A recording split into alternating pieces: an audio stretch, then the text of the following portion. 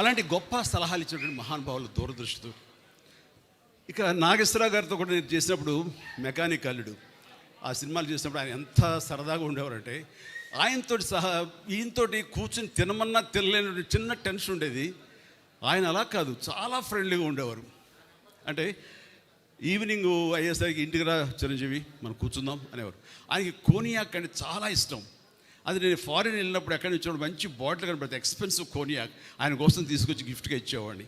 అప్పుడు ఆయన తీసుకున్నా నేను పక్కన కూర్చుని ఆయనతో కబుర్లు చెప్తుండేవాడిని. ఆ చెప్పే సమయంలో ఆయన అన్న మాటలన్నీ కొంచెం రొమాంటిక్ టచ్తో ఉంటాయి, చాలా ఇంట్రెస్టింగ్గా ఉంటుందన్నమాట. అట్లాగా ఆయన ఎంత ఈజీగా ఎంత ఫ్రెండ్లీగా ఉంటారంటానికి అంత ఇంత కాదు. ఆ సమయంలో ఆయన చెప్పినటువంటి గొప్ప విషయం ఏంటంటే, రామారావు గారు నేను ఒకే సమయంలో వచ్చాం చిరంజీవి. ఆయన మంచి అందగాడు, ఆజానుబాహుడు, మంచి ముఖవర్చస్సు ఉన్నవాడు. అలాంటి స్ఫురద్రూపి ముందు నన్ను నేను చూసుకుంటే ఒకసారి నాకు ఇన్ఫీరియారిటీ కాంప్లెక్స్ వచ్చేది. అది ఒకసారి ఆయనతో కలిసి మేము 14 సినిమాల దాకా చేసాం, చిన్న చిన్న బిట్లు. ఆ టైంలో నన్ను నేను నిలదొక్కుకోవడానికి, నన్ను పెప్పప్ చేసుకోవడానికి, నన్ను సమాయత్తం చేసుకోవడానికి, నేను ఏం తక్కువ కాదు అని అనిపించుకోవడానికి అద్దం ముందు నిలబడి నేను అనుకునేవాడిని, ఆయన ఆజానుభావుడు, నేను ఇంతే, కానీ మానసికంగా నేను చాలా అని అలా అనేవాడిని. అది ఒక స్టైల్ అయిపోయింది, ఒక ఇదే. అలాగే నాకు ఈ కన్ను కొంచెం డ్రూప్ అవుతుండే, కొంచెం ఇలా దాన్ని కాదు అనిపించుకొని ఇలా పైకి లేపేవాడిని. అది నాగేశ్వరరావు స్టైల్ అయింది. అంటూ ఆయనలో ఉండే బలహీనతను గుర్తించి అవి తనకు అడ్వాంటేజ్గా మార్చుకుని, అది ఆ స్టైల్ ఆయన నాగేశ్వరరావు గారి స్టైల్ అంటూ ఆయన ఎగ్జిబిట్ చేశారంటే కనుక ప్రతి ఒక్కరికి వాళ్ళ బలాలు తెలియకపోవచ్చు, కానీ బలహీనతలు తెలిసి ఆ బలహీనతని బలాలుగా మార్చుకోవడం అనేది మాత్రం గొప్ప విషయం. అది నాకు అక్కడే నాగేశ్వరరావు నేను తెలుసుకున్నాను. ఇట్లా ఎన్నో. ఆయన గంభీరమైన వాయిస్ ఉంటుంది, నాది కొంచెం పీలగా ఉంటుంది. దానికి తక్కువగా అంటానుకో ఏ అని బేసు కలిపి మాట్లాడేవాడిని, జనాలకు బ్రహ్మాండంగా ఉండేది. అని అట్లాగా ఆయన నుంచి బలహీనతలు లేనట్టు ఆ యాక్టర్ ఎవరు లేరు. నాలో ఇన్ని బలహీనతలు ఉంటాయి, బట్ యాక్టింగ్ సైజ్ దాంట్లన్నీ ఎలా అధిగమించాలంటే దాంట్లో నిరంతరం ఒక ఎక్సర్సైజ్ చేస్తుంటూ మనం ఎలాగా ఎవాల్వ్ అవ్వాలి, మనం ఎట్లాగా మనం అభిమానం సంపాదించుకోవాలి అనే దాని నిరంతరం మనం ప్రయత్నిస్తే కనుక పైకి రానటువంటి వ్యక్తే ఉండరు. అందుకని మన బలాల కంటే కూడా మన బలహీనతను గుర్తించడం అనేది అత్యంత ఆవశ్యకత, అది అత్యంత అవసరం. దాన్ని ఎలా అధిగమించాలన్నది ఆ తర్వాత ప్రక్రియ. అలాగా నాగేశ్వరరావు గారితో, రామారావు గారితో నేను జీవితంలో ఎన్నో నేర్చుకున్నాను. అండ్ నా అదృష్టం ఏంటంటే అలాంటి మహానుభావులు చెప్పాలంటే తెలుగు చలనచిత్ర పరిశ్రమని ప్రపంచవ్యాప్తంగా గుర్తింపు తీసుకొచ్చారు ఆ రోజుల్లోనే.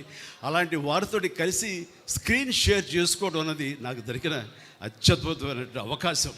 అలాంటి వారి గురించి ఎంతైనా మాట్లాడచ్చు, సమయాభావం ఉంది కాబట్టి ఇక్కడ నేను ఎక్కువసేపు మాట్లాడలేను. అండ్ ఆ రకంగా ఆ మహానుభావులు ఇద్దరిని ఈ యొక్క సెంటినరీ ఇయర్ శతాబ్ద సంబంధించిన ఉత్సవాల్లో వారిద్దరిని మననం చేసుకోవటం, వారికి మన స్మృత్యంజలి ఘటించడం, ఆ అవకాశాన్ని యాలగడ్డ మన లక్ష్మీప్రసాద్ గారు నాకు అందివ్వడం అనేది నా పూర్వజన్మ సుకృతిగా భావిస్తాను. చాలా చాలా మనస్ఫూర్తిగా థ్యాంక్ యూ సార్, మనస్ఫూర్తి థ్యాంక్ యూ. ఇక ఈరోజు నా సన్మాన గ్రహీతలు ముఖ్యంగా నా చిరకాల మిత్రులు, నాకంటే వయసులో పెద్దే కదా కాబట్టి గౌరవం ఇవ్వక తప్పదు.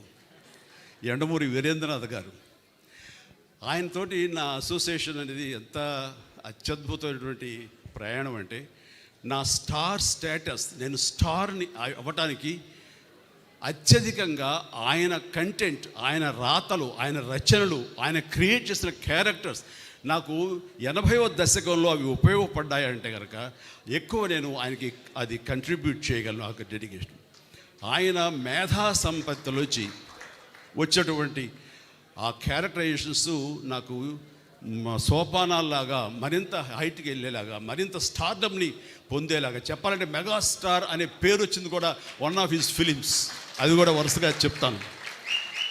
ఒకరోజు అమ్మగారు నెల్లూరులో ఉంటుండేవారు, నాన్నగారును, నేనేమో చెన్నైలో మెడ్రాస్లో ఉండి అటు ఇటు వెళ్తుండేవాడిని.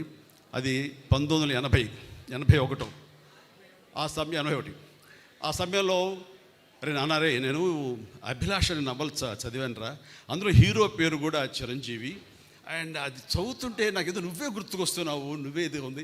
బహుశా యండమూరి రైటర్ కూడా నీలాంటి వాడిని దృష్టిలో పెట్టుకుని రాశారేమో అనిపిస్తుంది అని అనేసరికి అవునా, బాగుందాం, అంత బాగుందమ్మా నాను, చదువుతావు నువ్వు చెప్పమ్మా నాను. అమ్మ చెప్తూ చాలా అందంగా చెప్పింది. నేను చదువును కూడా చదవలేదు కానీ అమ్మ చెప్పేసింది. సో అది ఆ తర్వాత మెడ్రాస్ వెళ్ళిన 2-3 డేస్కో 2 వీక్స్ లోపల అండ్ మన కేఎస్ రామారావు వచ్చి, బాస్ ఇలాగా ఒక స్టోరీ ఉంది, మీరు మాకు చేయాలి, దాని పేరు అభిలాష. ఏవి కాకతాళీయం, ఆయన పెన్ను పెట్టి శ్రీకారం చుట్టిన క్షణంలో నన్ను తలుచుకున్నారో లేకపోతే చిరంజీవి అని పేరు ఎందుకు పెట్టారో తెలియదు కానీ అది సినిమా నాకే రాసి పెట్టుంది. ఆ రాత నాకు ఒక మంచి అత్యద్భుతమైనటువంటి విజయాన్ని చేకూర్చిపెట్టింది. నాలో కాన్ఫిడెన్స్ పెరిగింది. ఇక మన స్టార్గా ఈ ఫిల్మ్ ఇండస్ట్రీలో మన స్థానం సుస్థిరం అనే అభిప్రాయాన్ని కలిగేసిన సినిమా ఒక అభిలాష. ఆ అభిలాష సాంగ్స్ వేళ మార్నింగ్ నేను రాడిసన్లో నేను జిమ్ చేస్తుంటే వాడు మొత్తం నేను వచ్చారు కదా హుషారు వేసాడు, మొత్తం నీ సాంగ్స్ పెట్టాడు. ఆ సాంగ్స్లో యూరేకా సాగమిక ఇలాంటి సాంగ్స్ అని వేస్తుంటే ఆ పక్కనే సముద్రం గడు గంగావతి భీమిలి ఈ రోడ్లోనే ఎగిరి డ్యాన్సెస్ కింద పడి మీద పడి ఏదో చేశారు విన్యాసాలు. అవన్నీ గుర్తుకొస్తుంటే what a sweet memory. Morning 5:30-6 o'clockకి వండర్ఫుల్ మెమరీస్ తోటి ఈ రోజునే వచ్చాను. అదంతా కూడాను కేఎస్ రామారావు గారు, యండమూరి వీరేంద్రనాథ్ గారు, మన కోదండరామరెడ్డి గారు, వీళ్ళందరి యొక్క ఇళయరాజా గారు ముఖ్యంగా వీళ్ళందరి యొక్క కాంబినేషన్లో నాకు అందించేటువంటి గొప్ప ఇది. ఆ తర్వాత వచ్చే సినిమా ఛాలెంజ్, డబ్బు టు ది పవర్ ఆఫ్ డబ్బు. ఆ సినిమా దాని ప్రభావం ఎంతంటే ఎంతమంది యూత్ని మోటివేట్ చేసిందంటే, అండ్ మనకేమీ లేదు కదా, మనకేం చేయలేము, మనకు దిక్కుమొక్కు లేదు, మనం ఒంటికాయ సొంటుకొమ్ము లాంటి వాళ్ళం, ఎలాగ రాణించాలి ఇక్కడ, ఎలా డబ్బు సంపాదించాలి, లేదా ఎలాగా ఏదైనా అచీవ్ చేయాలి అనే వాళ్ళకి అది ఆన్సర్, మంచి ఆన్సర్ అది. అండ్ అది ఆ సినిమాలో నేను ఆ క్యారెక్టర్ చేసిన విధానం ఈ రోజుకి నన్ను మీట్ అయిన చాలామంది చెప్తుంటారు, సార్ ఈ రోజున మేము పెద్దవాళ్ళు అయ్యామంటే మాకు ఏమీ లేని క్షణంలో, ఏం లేని టైంలో మాకు ఛాలెంజ్ అనే సినిమా మాకు ఎంతో స్ఫూర్తి ఇచ్చింది అంటుంటే వావ్ అంటారు. అది ఆయన బ్రెయిన్ చైల్డ్ కానీ బయట మా ద్వారా బయటకు వచ్చింది కాబట్టి ఎంతో కొంత క్రెడిట్ మేము తీసుకుంటాం. అంతే ఆనందం ఆయన ఎంత పొందారో అంతే ఆనందం మేము పొందుతున్నాం.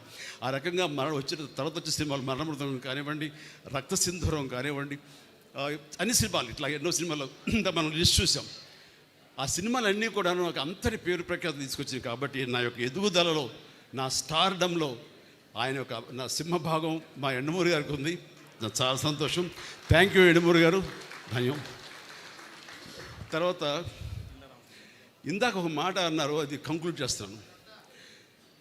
నీ ఆటోబయోగ్రఫీ ఎవరు రాస్తున్నారని.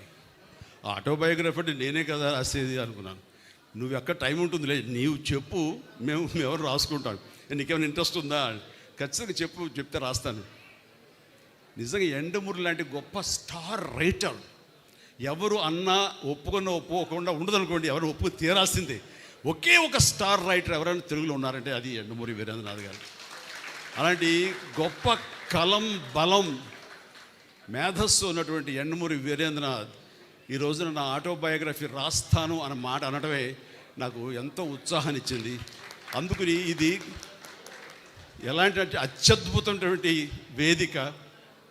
అండ్ మా వైఎల్పి గారి సమక్షంలో ఇది జరిగింది, ఇది జరిగి తీరుతుంది. ఆల్రెడీ ప్రాసెస్లో ఉందన్నాను కానీ దానికి కన్సాలిడేట్గా కాంక్రీట్గా లేదు. అండ్ యండమూరి గారు అన్నారు, మీ మాట చొప్పున అనేస్తున్నాను, ఇట్స్ ఎ కమిట్మెంట్ పబ్లిక్లో. Done. Thank you very much. Right. ఇక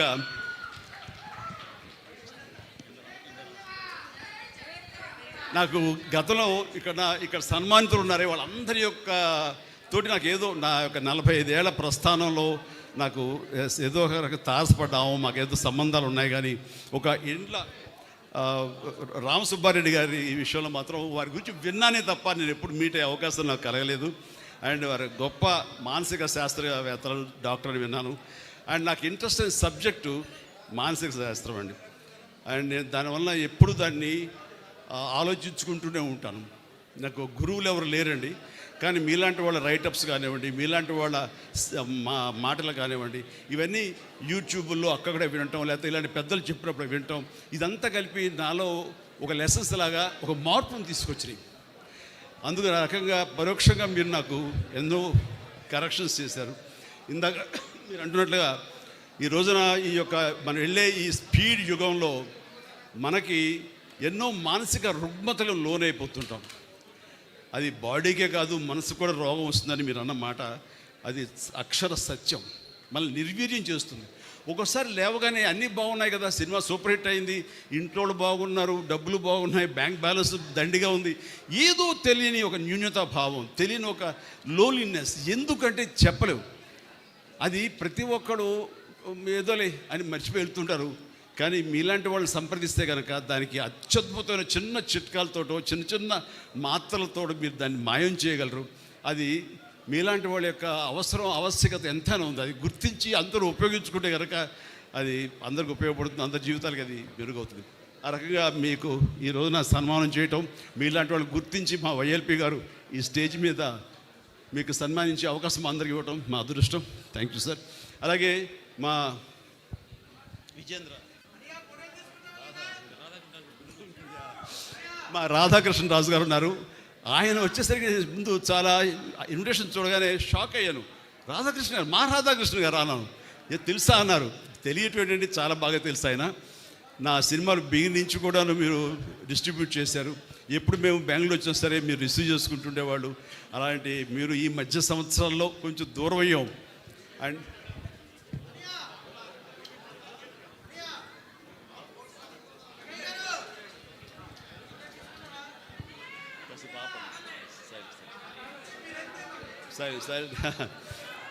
సరే ఆ రకంగా ఎన్నో సినిమాలు బిగినించి నన్ను నా సినిమాల్ని కర్ణాటకకి పరిచయం చేసి కర్ణాటకలో డిస్ట్రిబ్యూట్ చేసి నా ఇమేజ్ ఆంధ్రప్రదేశ్ తర్వాత కర్ణాటకలో నా ఇమేజ్ అంత పెరిగింది. రాజకుమార్ గారు లాంటి ఆయన నన్ను పిలిచి, ఏమయ్యా మీ సినిమా హుబ్లీలో ఇంత అత్యద్భుతంగా ఆడుతుంది, హుబ్లీ అనేది హార్డ్ కోర్ కర్ణాటక బెల్ట్, అలాంటి హుబ్లీలో నీ సినిమా దొంగమూడు మన ఘరణ మూడు ఇవే ఆడుతున్నాయి, రికార్డ్ బ్రేక్ చేసి అంటే కనుక అది చాలా గ్రేట్ అంటూ మిమ్మల్ని ఓన్ చేసుకుంటారు మా కన్నడిగులు అంటుంటే కనుక దానికి అవకాశం ఇచ్చింది, దానికి నాంది పలికింది మీరు రాధాకృష్ణరాజు గారు. Thank you so much. ఈరోజు మేము రావటం, మీరు కలవడం చాలా ఆనందంగా ఉంది. ఇక మన నెల్సన్ గారా, Wilson Sudhakar. So Wilson Sudhakar గారు కూడా కలిసాను. ఆయనతో కూడా నాకు పరిచయం ఉందన్న విషయం ఆయన చెప్పేంత నాకు తెలియలేదు. అలాంటి పర్యాటక నేను మంత్రిగా ఉన్నప్పుడు ఆయన పర్యాటన శాఖకు సంబంధించినటువంటి ఇది ఆయనకి పర్యాటనకి సంబంధం ఉంది. అలాంటి వారికి సన్మానం జరగటం ఉంది, చాలా సంతోషం. ఇలా ప్రతి ఒక్కరిని గుర్తించారు. మరీ ముఖ్యంగా నాకు చాలా సంతోషం అనిపించింది, రామారావు గారి దగ్గర ఒక లాయల్టీ తోటి పనిచేసేటువంటి వారి డ్రైవర్ని, మన సెక్యూరిటీని వారిని పిలిచి పిఏ గారిని పిలిచి సన్మానించడం అనేది చాలా అత్యద్భుతం. అలాంటి వారిని చేయటం అన్నది, అలాంటి వాళ్ళు గుర్తించడం అన్నది ఈ రోజున మన సంస్కారవంతులైనటువంటి వైఎల్పి గారిని. ఇది అయిన తర్వాత ఇక్కడ నాకు కంక్లూడ్ చేస్తున్నాను. ఇక్కడ నాకు పరిచయమైనటువంటి మరొక పెద్దలు, ఆయన జస్టిస్ ఆకుల శేషసాయి గారు. ఆయన ఇప్పుడే పరిచయం అయ్యారు. ఆయన సౌమ్యత, ఆయన సున్నితత్వం, ఆయనతో మాట్లాడిన ఇది చూస్తే చాలా నాజుగ్గా చక్కగా మాట్లాడతారు చాలా అనుకున్నాను. కానీ స్టేజ్ మీద ఆయన మాట్లాడిన మాటలు చూస్తుంటే డైనమైట్ లాగా మాట్లాడుతుంటే వావ్ అనిపించింది.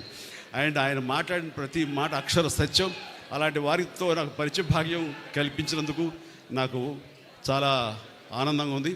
అండ్ యంగ్ అండ్ డైనమిక్, ఫ్యూచర్లో మంచి అన్ని రకాలుగాను గొప్ప రాజకీయ నాయకుడు అవడానికి యంగ్స్టర్స్ రావాలి, కొత్త బ్లడ్ ఇన్ఫ్యూజ్ అవ్వాలి. అప్పుడే మన రాజకీయ వ్యవస్థ అనేది చాలా మంచి దారి అంటే వెళ్తుంది. అలాంటిది ఎలా కనిపెట్టు నీ గురించి చెప్తానని. ఐ లవ్ యూ కృష్ణుడు. సో శ్రీకృష్ణదేవరాయలు మాకందరికీ ఎప్పటి నుంచో ఆరాధించేటటువంటి చరిత్ర ఉన్నటువంటి మహాచక్రవర్తి. ఆ పేరు పెట్టుకున్న మన లావు రత్నం గారి అబ్బాయి, రత్తయ్య గారి అబ్బాయి లావు శ్రీకృష్ణదేవరాయలు మంచి భవిష్యత్తు ఉండాలి. అండ్ తను అసెంబ్లీ పార్లమెంట్లో మాట్లాడే మాటలు కానివ్వండి, తను తీసుకునే ఇష్యూస్ మీద ఆయన ఫైట్ చేయడం కానివ్వండి, ఆయన వాగ్దాటి కానివ్వండి, ఇంగ్లీష్ అవన్నీ తెలుగు కానీ ఇలాంటి డైనమిక్ రాజకీయ నాయకులు రావాలి, ఇలాంటి ఎడ్యుకేటెడ్ పర్సన్స్ రావాలి. వీళ్ళకి నిజమైనటువంటి ఏంటంటే ప్రజాసేవ చెయ్యాలి అనే ఒక కాంక్ష తప్ప నాన్నగారు సంపాదించిన సంపాదన చాలు, కొత్తగా సంపాదించాల్సిన అవసరం లేదు. కాబట్టి ఆ ధ్యాస ఉండదు. ఓన్లీ ధ్యాస అంటే అభిమానం సంపాదించుకొని మనం రాజకీయంగా ఏదో ఇది చేసాం, మనం ఈ అభివృద్ధిలో మనం పాలు పంచుకున్నాం, మనం భాగస్వాములం, నా వలన ఈ అభివృద్ధి జరిగింది అనేటటువంటి పేరు కోసం వాళ్ళు పరితపిస్తారు, దానికోసం అహింస చేస్తారు. నాకు అనిపించింది. And good, all the very best for your future endeavours. Exercise చేయండి, బాగా చేస్తారు.